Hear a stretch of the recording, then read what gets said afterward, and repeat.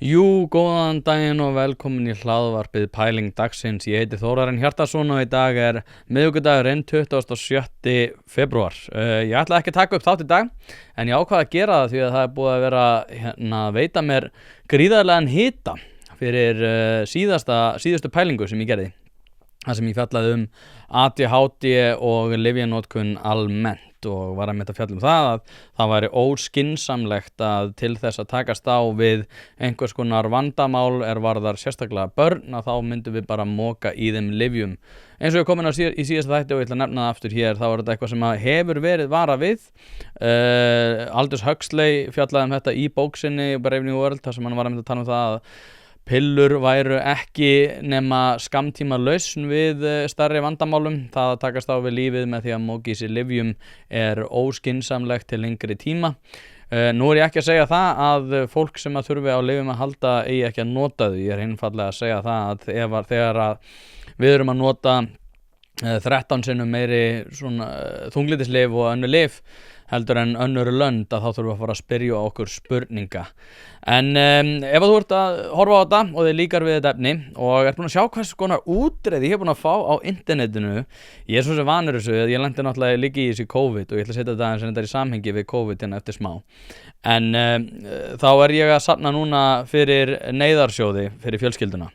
Út af því að núna verður mjög erfitt fyrir mig að fá vinnu einhvers staðar, því að það er bókstaflega verið hérna á Facebook vegnum mínum með að tala það að ég sé hnefiðleikaþjálfari og vinna á sambýli fyrir fatlaða og að verið svona í að því að það sé mjög slæmt fyrir tilvist þeirra sem eru að nýta mína þjónustu annarkvort þar sem ég vinna á sambýli fyrir fatlaða eða í bóksinu.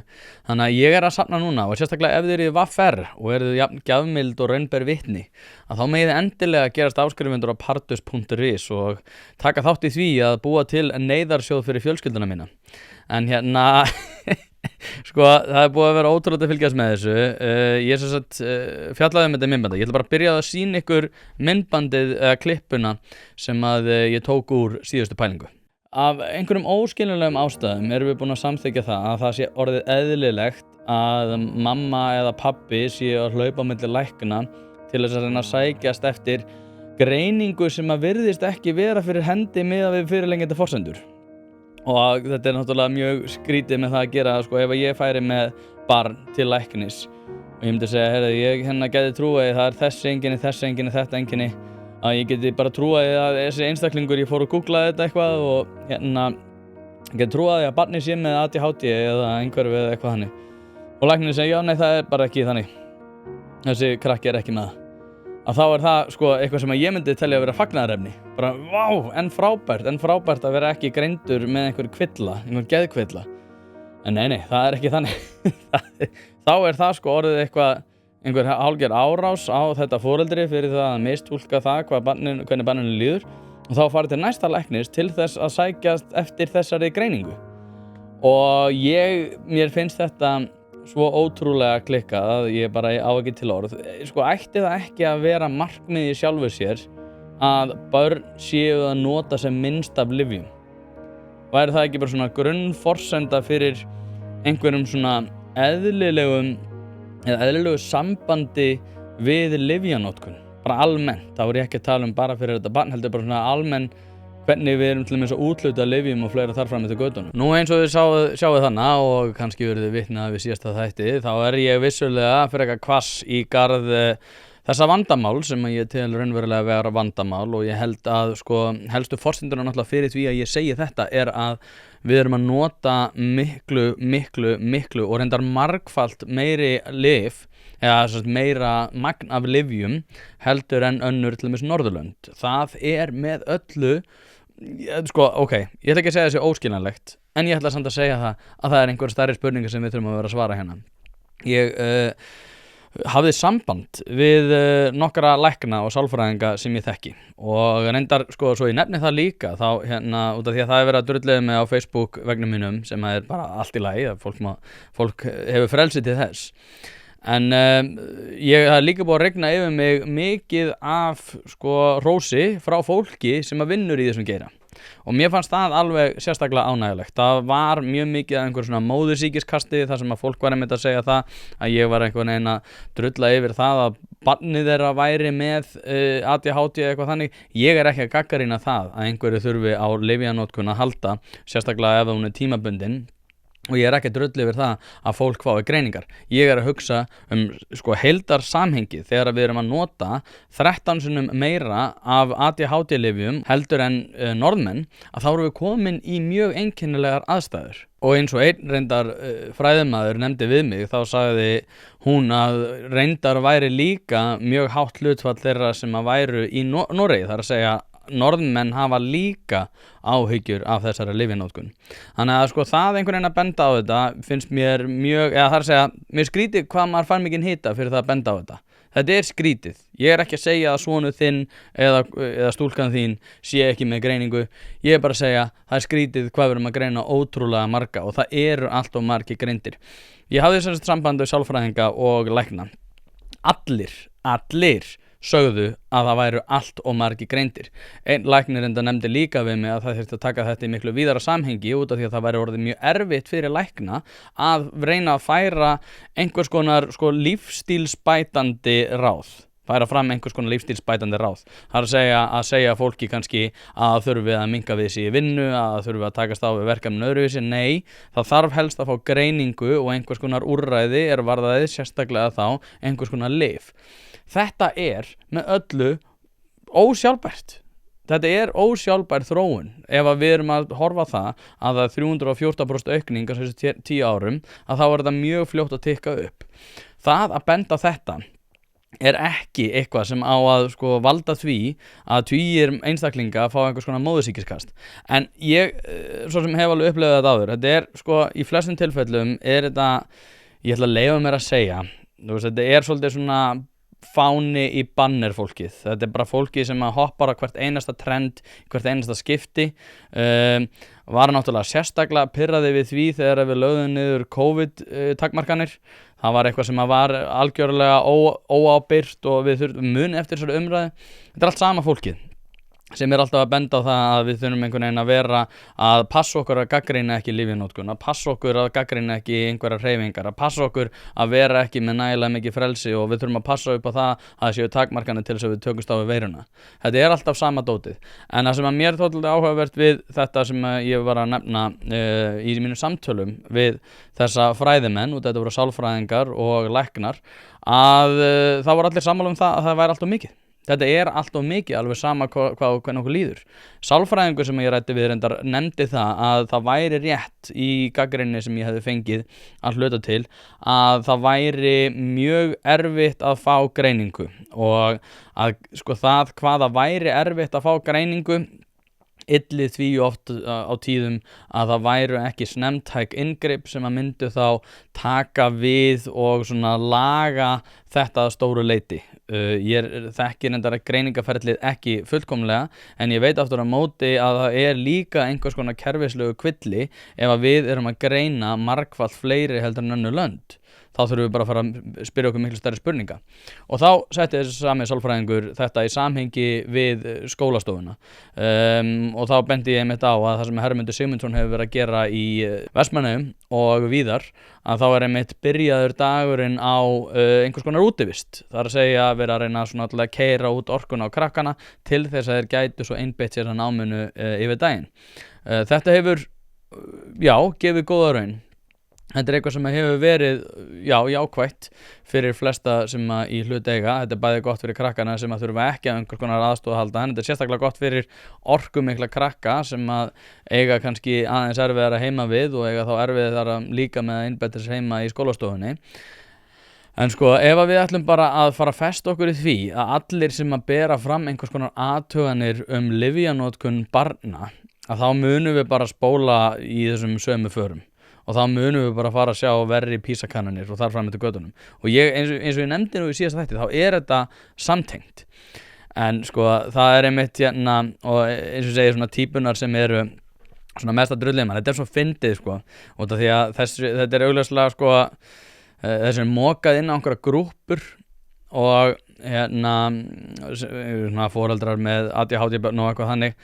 og þá allir svona færðir yfir á þetta hérna, passið ykkur að kommenta og passið að like öll réttu kommentin, þetta sama og hefur verið gert í öllum svona réttindabaráttum sko, þar sem að fólk barið niður í degið til þess að sko passa að vera alveg í röð, passaði að gagnrýna ekki þetta, passaði að gagnrýna ekki Black Lives Matter, passaði að gagnrýna ekki Me Too, passaði að gagnrýna ekki COVID-aðgerðir, passaði að gagnrýna ekki neitt og þá einhvern veginn spíralast þetta upp á við sko, og eins og segi, ef ég hefði ekki upplifað þetta áður þá myndi mér alveg finnast það pínu óþægilegt sko, eitthvað fólk að drulliðum í hérna segir sér fáviti og eitthvað, hérna þjálfari hjá World Class Boxing Academy og fyrrum þjálfari í MMA ekki bara búið að berja allar skynsemi og víðsýni úr hausnum að þessu.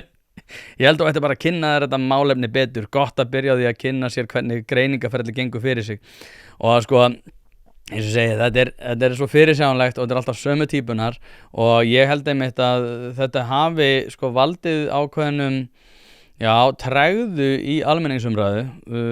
Við sjáum til dæmis þegar SA gerir einhvers konar athuganir hvernig almenningi líður með orkumál og hvort að almenningur vilji sjá meiri orkunotkun eður ei. Og þá kemur í ljós að langflestir vilja sjá meiri orkunotkun og orkuöflun segi ég, ekki notkun. Og þá þetta eitthvað sem búið að vera haldið í einhverju sjálfheldu og einhverju svona siðferðislegri spennutreyju eitthvað sem ég hef oft notað, orð sem ég notað yfir þetta, þar sem við einhvern veginn eigum að vera hrædd við það að taka einhvers konar umræður erfið máljafnvel. Og ég einhvern veginn, þetta alltaf falla, réttrúnaðurinn náttúrulega fallinn sko, maður búin að fylgjast með því. En það eru svona einstaka dæmi eins og þetta, það sem að skilur læknar hræddu við að tala um þetta, sálfræðingar hræddu við að tala um þetta, voru læknar og sálfræðingar sem hefur samband við mig og voru með þetta peppum áfram, voru vissulega að benda á það hvað ég mætti kannski bæta, en aftur á móti að svona þegar heildarmyndin skoðun og þá voru langflestir peppaðir yfir þessu og eins og segja, þetta eru sálfræðingar og læknar fyrir allt fólki sem að tala um hérna fáfræðina. Þetta orður líka sko fáfræði, ég veit alltaf að sko ef það einhver sem ég þarf ekki að taka mark á þá það manneskja sem notar orðið fáfræði til þess að færa rök fyrir sínu máli. Þetta alltaf notað í samhengi við þegar það verið að tala um einhvers konar menningamál og svona samskipti kynjana sérstaklega, þá alltaf fáfræði einhver ósammálaður sko, þetta geta að færa einn rök fram sko, þetta fáfræði og þá einhver svona akademisar sem eru búin að vera ritrýna einhverjar svona skoðanagreina hvers annars til þess að undirbyggja það hvað allir séu rosalega fáfróðir nema þau. Og þetta svolítið sama hérna dæmi.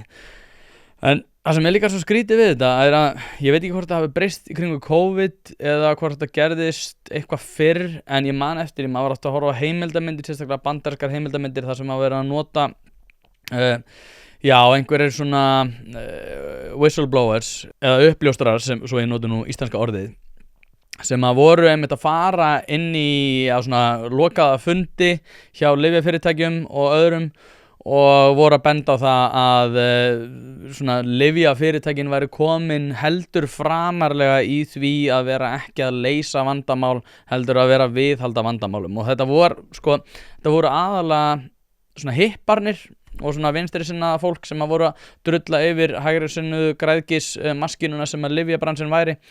Voru að gagnrýna þetta sem sagt að lyfjafyrirtækin væru að taka of stóran skerf, væru í rauninni ekki í því að leysa vandamál heldur í því að fá fólk til þess að ánetjast lyfjunum. Ópíóið-krísan í Bandaríkjunum svona frægasta dæmið eflaust, þar sem að fólk var að fara rök fyrir því að ópíóið hafi verið sett á markað á fölskum forsendum og á þeim forsendum að það væri ekki ávanabindandi, kom svo í ljós á sjálfsögðu að það var gríðarlega ávanabindandi og þar af leiðandi fóru þetta út í fentanylkrísu og aðrar krísur.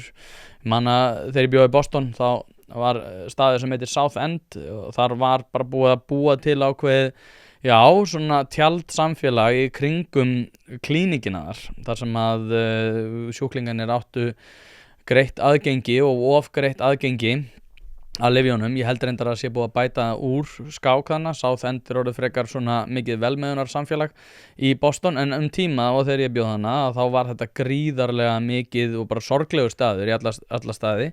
Maður hefur náttúrulega líka farið þannig Skid Row í Los Angeles og keyrt þar í gegn, þar sem einmitt annað svona tjald samfélag þar sem að fólk í gríðarlegri eiturlyfjaneyslu og bara hræðilega raunir. En þetta var alltaf eitthvað sem að svona fólki sem ég held að ég sé að benda á ég veit að ég að nota svolítið breið hugtök og mála þetta með breiðum pensli, en ég bara svona til þess að ég sé ekki henni í allan dag, þá ætla ég bara að gera það að þetta var allt oftast fólki sko, sem var helst að gagnrýna kapitalismann, gagnrýna hægri menn fyrir það að vera að græða á fátækt. Náttúrulega við vitum það núna, eina fólkið sem að græðir á fátækt eru stjórnmálamenn sem að ljúga því að þeir sé að fara að laga veruleika fátæktsfólks. Það er eina fólkið sem að græðir á fátækt, það er svo sem önnur saga. En núna er þetta einhvern veginn, já, lyfjafyrirtækin eru sjálfkrafa góð, börn eiga að vera að taka lyf, ef að sú aukning er gríðarleg og mörg 100% á milliri áratuga, þá er það bara einhvern veginn jákvætt og þá erum við einhvern veginn að laga það, samt sjáum við meiri fleiri ofbeldismál innan grunnskóluna, allt sem við kemur einhvers konar PISA-könnunum og árangri barna í skólanum er eitthvað sem við þurfum ekki að hafa áhyggjur af, en við bara einhvern veginn lyfjum okkur út úr þeim vandamálum er varðar agavandamál. Þetta er að mínum mati galið, og eins og ég segi, það er fullt af fólki sem er búið að ausa yfir mig jákvæðum skilabúðum líka.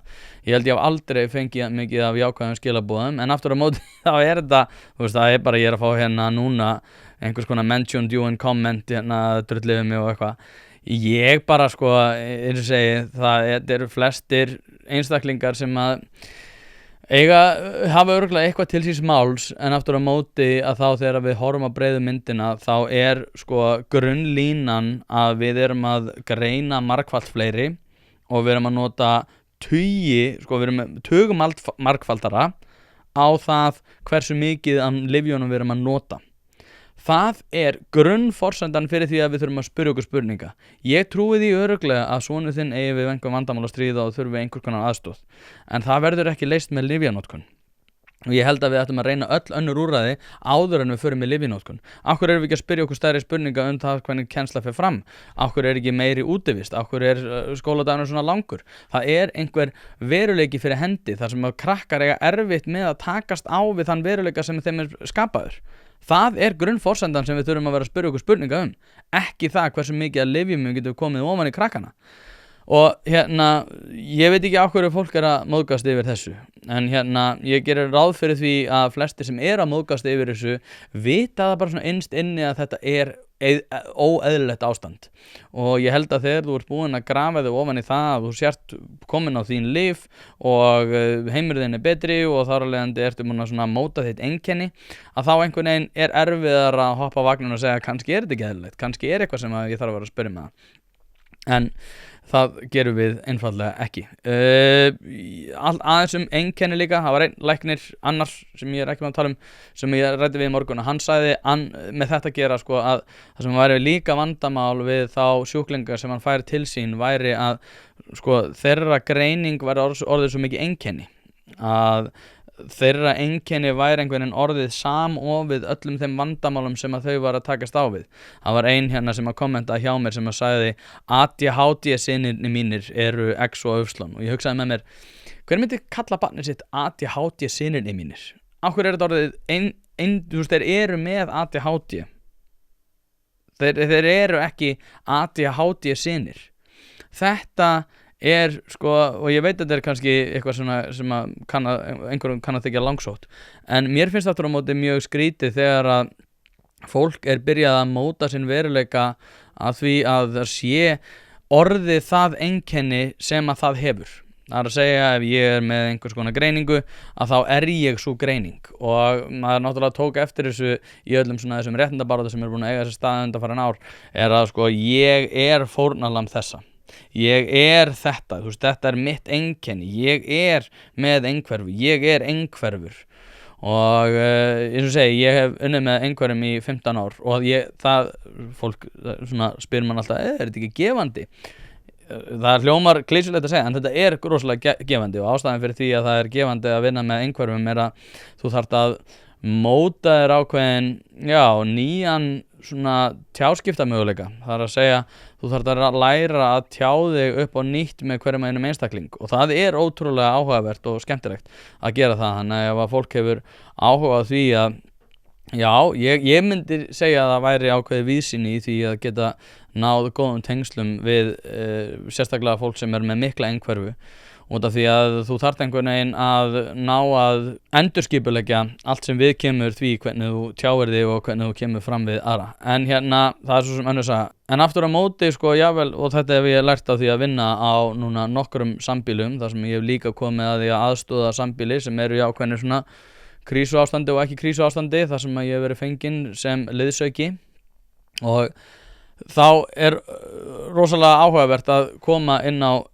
mismunandi sambýli og þetta er alltaf mismunandi, þú ert alltaf að takast á við mismunandi einstaklinga og það sem að ég hef svona sérstaklega tekið með mér eftir að við unnið svona lengi í þessum geira er að sko maður kemur ekki fram við manneskju með einhverfu eins og hún sé einhverf. Þú veist, einhverfa á ekki að vera stærsta einkennið þeirra.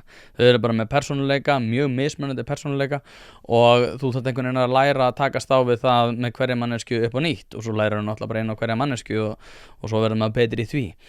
En ég hef aldrei hort á þetta þannig að einhverfan sé einhver svona megin forsenda fyrir því að þessi manneskja sé eins og hún er.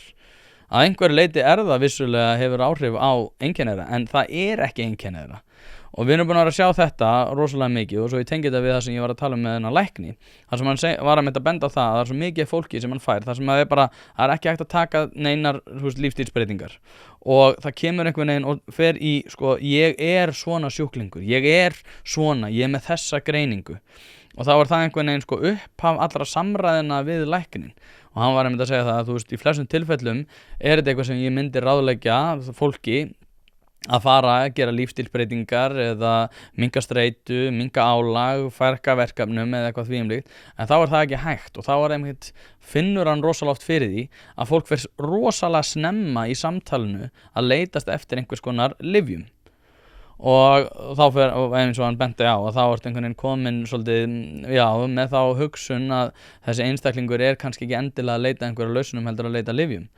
ég held og eins og ég segi, ég held bara að í færri tilfellum heldur en að við kannski leyfum okkur að trúa að þá séu lyfin sjálfkrafa lausn ég held að það sé miklu fleira annað sálfræðingur sem ég ræddi einnig við talaði það að sko kynslóðir byggju saman áður og það væri miklu meiri svona félagslega tengsl þetta hefði rofnað svo litið og væri eitthvað sem að væri mögulega ábótavant við erum náttúrulega búin að byggja fullt af einhverjum við erum ekki búin að byggja fullt en við erum búin að byggja mikið á húsnæði þar sem gert ráð fyrir því að það sé bara ein kynslóð eða tvær kynslóðir segi inni á heimilinu það sem ekki gert ráð fyrir afa eða ömmu og við erum með einhverja svona sardínudósir á sömum tilfellum þar sem eru 50 fermetrar og fólk þarf að búa í því með heila fjölskyldu sem náttúrulega ekki sjálfbært held ég þetta hefur náttúrulega líka komið með borgarlínu stefnunni þar sem við erum einhvern veginn að reyna að þrengja allt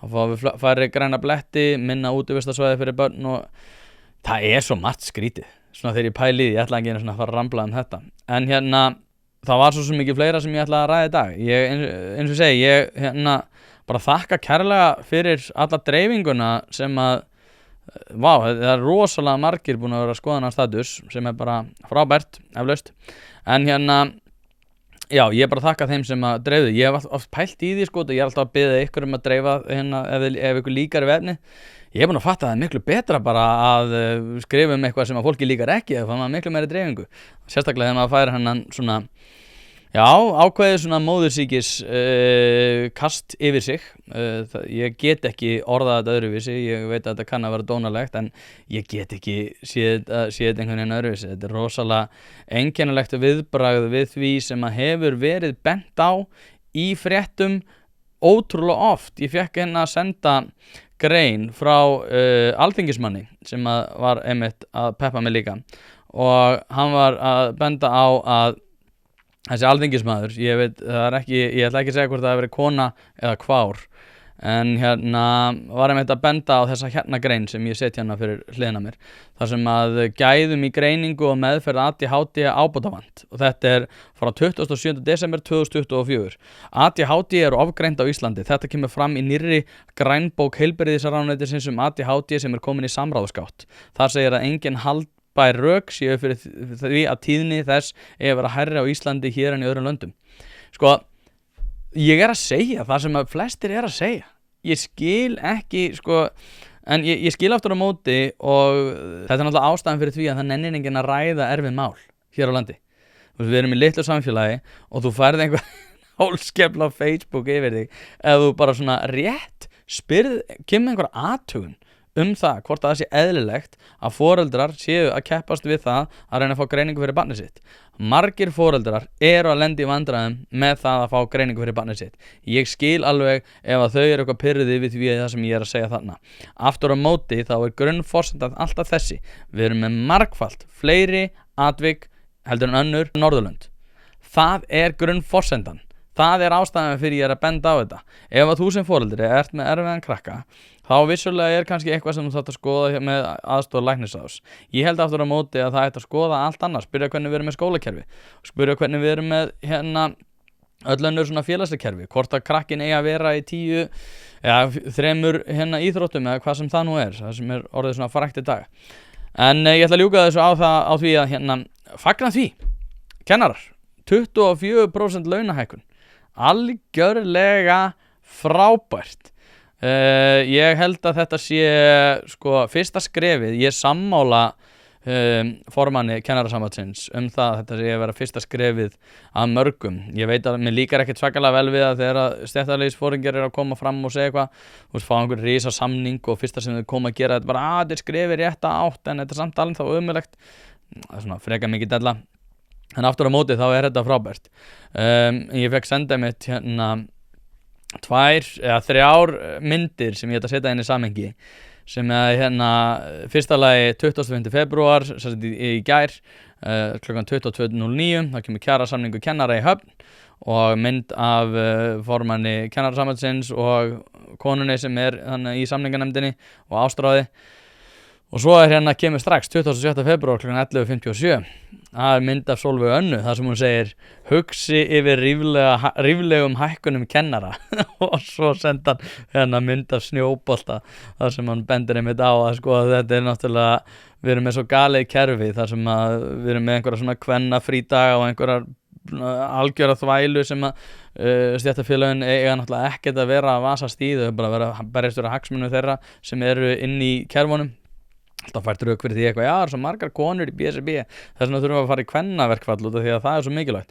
Á þingi BSRB var ekki talað neitt annað heldur en eitthvað kvennaverkfall sko, þegar við vorum nánast búin að mjög skrýtnum stað að varðar stéttarfélagsbaráttu sem ég ætla ekki að fara út í núna.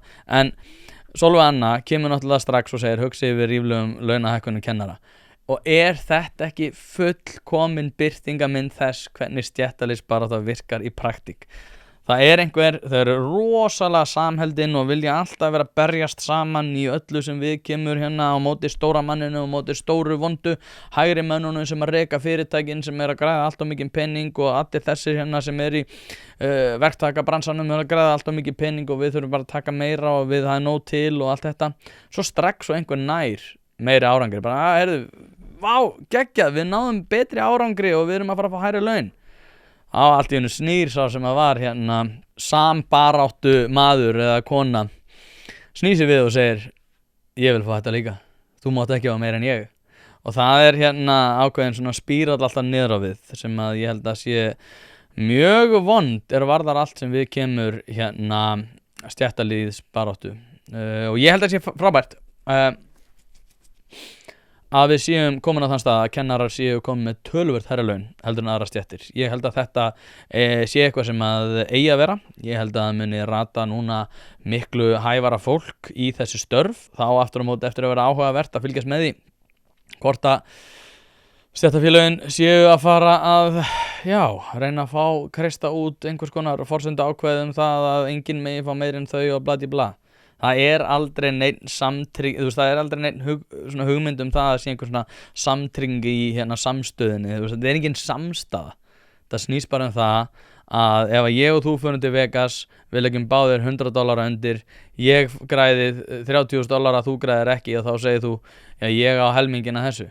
Þannig að það enginn að samgleðast, það enginn að samgleðast í því að einhver nái meiri árangri eða betri árangri. Það frábært að kennarar sé að fara að fá miklu hærri laun. Þeir eiga að vera miklu hærri launum heldur en aðrar stéttir. Af hverju líka formaður Eflingar að pirra sig við þessu? Þetta eru fólk með 5 ára háskólanám og mikla sérþekkingu og ber ábyrgð, og það er alltaf verið að tala um ábyrgð sko í þessu, ber ábyrgð á ótrúlegum hagsmunum framtíðarinnar. Það er að segja, framtíðar kynslóðir eru að fara að sjá til þess að ég geti búið betur í haginn þegar ég verð eldri.